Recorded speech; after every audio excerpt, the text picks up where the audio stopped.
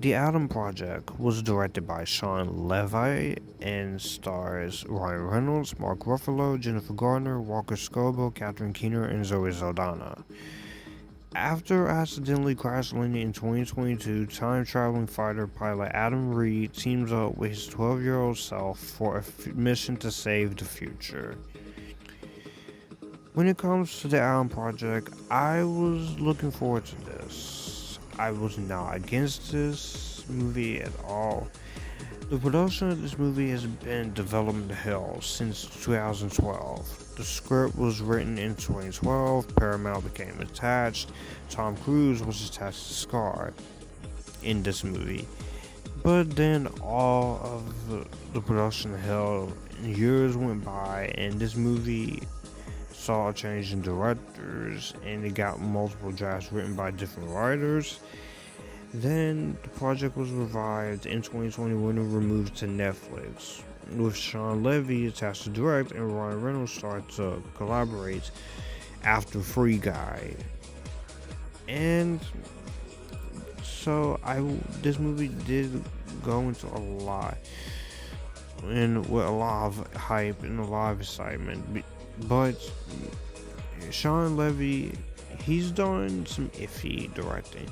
Cheaper by the Dozen I very much enjoy. I like Big Fat Liar. Real Steel was actually pretty solid, and I don't mind the Night at the Museum series.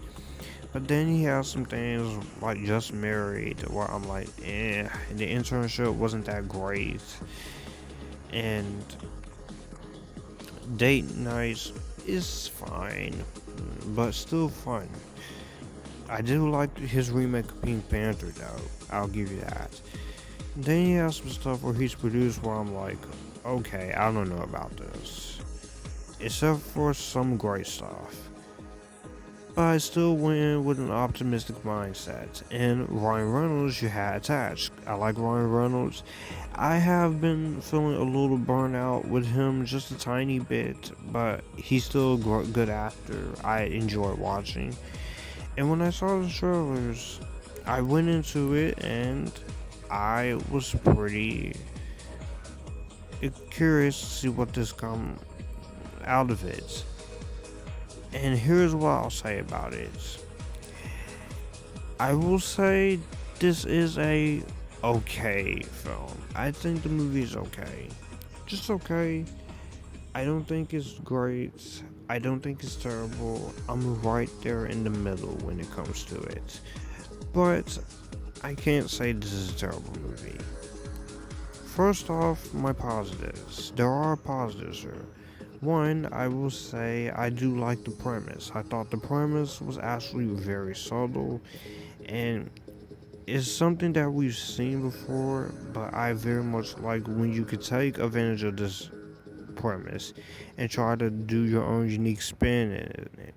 It has a similar tone to Flight of the Navigator and some of that classic old Steven Spielberg-esque like scenario, and I do like that. And it's very interesting. It does have a sci-fi backdrop to it that allows you to get interested into the story, and I do like Shawn Levy's direction and his ability to balance impactful characters with a good story.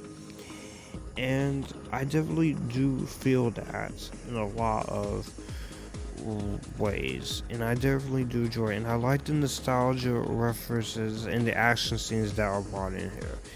And I also very much love Ryan Reynolds interacting with his younger self. Now, Ryan Reynolds, like I said, I have felt a little bit burnt out on him, but it's not to the point where I don't want to see anything else from him, because Ryan Reynolds is a very likable actor, and he's good here. And he always plays himself in a lot of his movies, but I don't feel sick of him. And Walker Scobell is the newcomer, and for the first scenes, what his character is about, he's basically playing the younger version of Ryan's character Adam. This is a very hard thing to do because you're having to deliver Ryan Reynolds' mannerisms in a charismatic way. And the way I think they do it, and the way they display in the trailers, I think is very well good, and it's very much emotionally heartfelt, and very well handled, and very well done. I very much respect a lot of that there.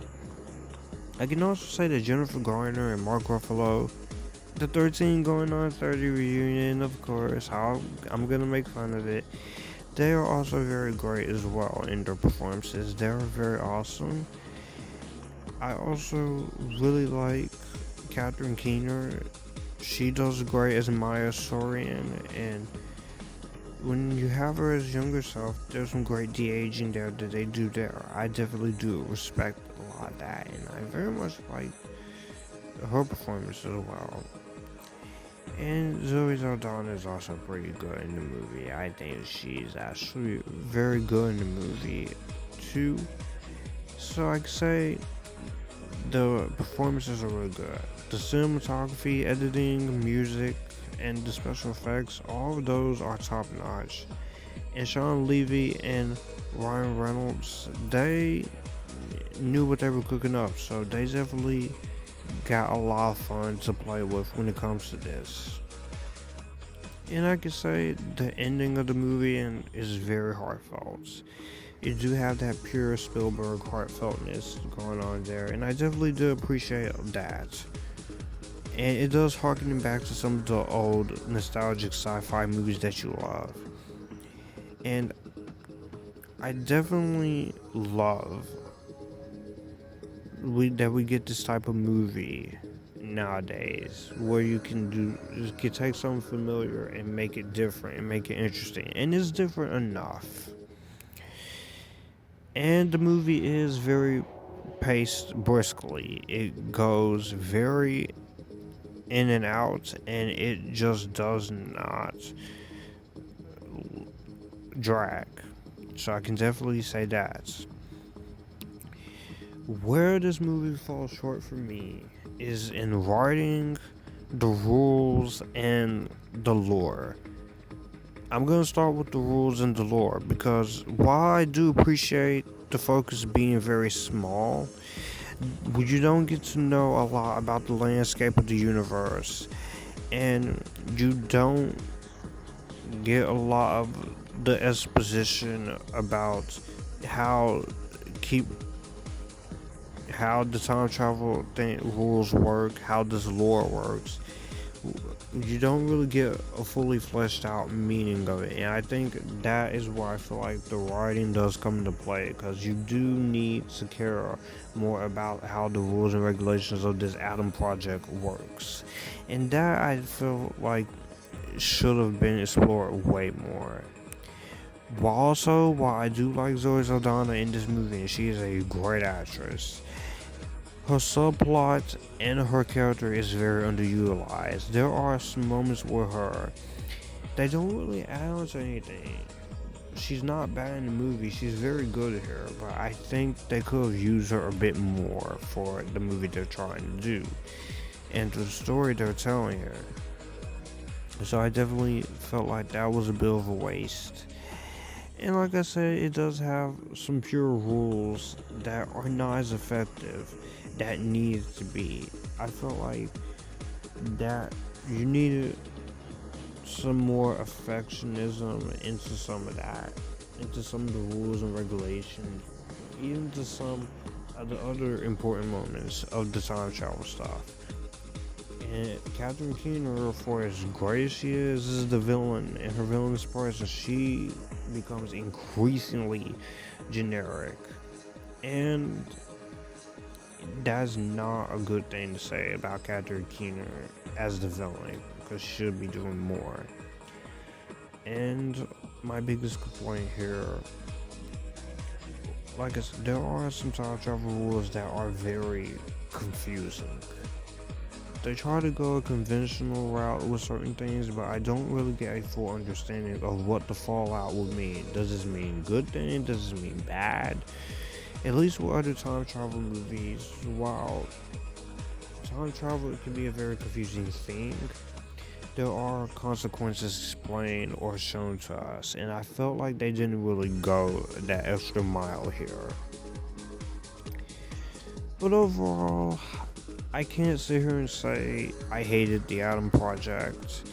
It is so far kind of my biggest disappointment of 2022, but I can definitely say that I had a lot more fun with this than most people. Again, I don't hate it, I don't love it, I just think this is in the middle. Only because I feel like that there are some things here that doesn't really quite work. But I can sit here and say that this is actually a pretty decent movie you can watch on Netflix. It is worth your time. If you're a fan of Ryan Reynolds, I will think you will enjoy it. I'm very curious to see what Shawn Levy's gonna do with Deadpool 3 in the MCU. I'm very curious about that. Hopefully, he or Ryan Reynolds doesn't screw Deadpool 3 up too badly. But considering the fact I love the first two Deadpool movies, what's the worst that can happen? But I can say you can stream this on Netflix. So in the comment section down below, what did you guys think of it? Did you like it? Did you hate it? Or are you somewhere right in the middle? All my social media links in the description box down below. Be sure to like, comment, and share this video. Hit the subscribe button and the notification bell to get notified when newest videos are up, because it does help the channel grow and it does help with the algorithm. And I'll see you guys in the next one. Stay Epictasticness, join the Epictasticness, and you guys keep it cool.